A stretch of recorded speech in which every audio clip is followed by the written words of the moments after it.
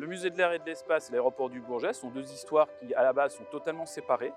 Et puis, dans les années 70, il y a mariage, entre guillemets. Ce musée, cet aéroport, ça devient un bloc. 1919, c'est l'ouverture, on va dire, pour l'aviation commerciale, avec le Farman Goliath 60, un avion qui assurait, depuis le Bourget, dès 1919, des liaisons entre Paris et Londres.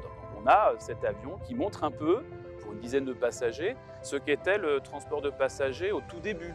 On voit qu'il y a un côté spartiate, et on voit ce pauvre pilote qui était lui-même dehors. Quand on parlait de l'aviation, on va dire pour passagers, on parlait de l'aérobus. Joli comme terme, l'aérobus. À la fin de la Première Guerre mondiale, vous avez un militaire qui s'appelle Albert Caco qui souhaite donc conserver tout ce qui a été produit, entre guillemets, pendant la Première Guerre mondiale pour les générations futures. Donc il va écrire au ministre de la Guerre, à l'époque, en décembre 1918, pour obtenir la création d'un conservatoire permettant vraiment de garder trace de tout ce qui a été fait par l'armée française, notamment, pendant la Première Guerre mondiale. Son idée, c'est qu'il ne faut pas perdre tout ça. Et il veut créer un conservatoire. Et quelques semaines plus tard, donc le secrétaire d'État à l'aéronautique lui dit « Très bien, on va faire ça ». Le bâtiment qui abrite aujourd'hui le musée ne date pas de 1919. Dans un premier temps, le musée, en 1921, il s'installe à Meudon. Mais dans l'entre-deux-guerres, le seul aéroport pour prendre l'avion à Paris, c'est le Bourget.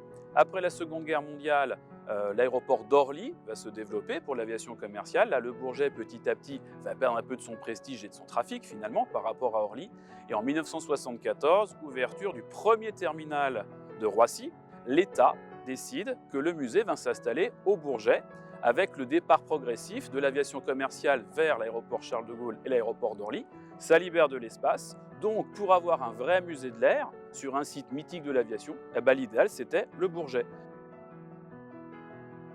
Les anecdotes qu'on peut citer sur le musée de l'air, c'est que quand le musée s'installe ici en 1975, en réalité, il y a toujours de l'aviation commerciale. On est dans un aéroport en fait en activité. Donc vous avez d'un côté un hall qui sert donc, pour exposer des collections du musée, et puis vous avez à côté l'aérogare historique où on prend encore l'avion. Le musée il se divise un peu on va dire, en deux parties. Il y a une partie qui est l'aérogare historique de 1937 de Georges Labro. Donc ça, c'est ce qu'on appelle la Grande Galerie, où vous trouvez notamment tout ce qui concerne les pionniers de l'aviation, l'aérostation, la Première Guerre mondiale notamment.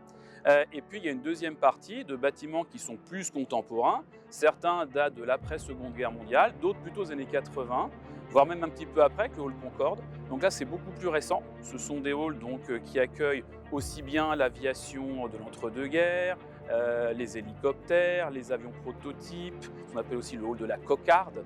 Donc tous ces halls, en fait, sont plutôt dans des bâtiments plus contemporains.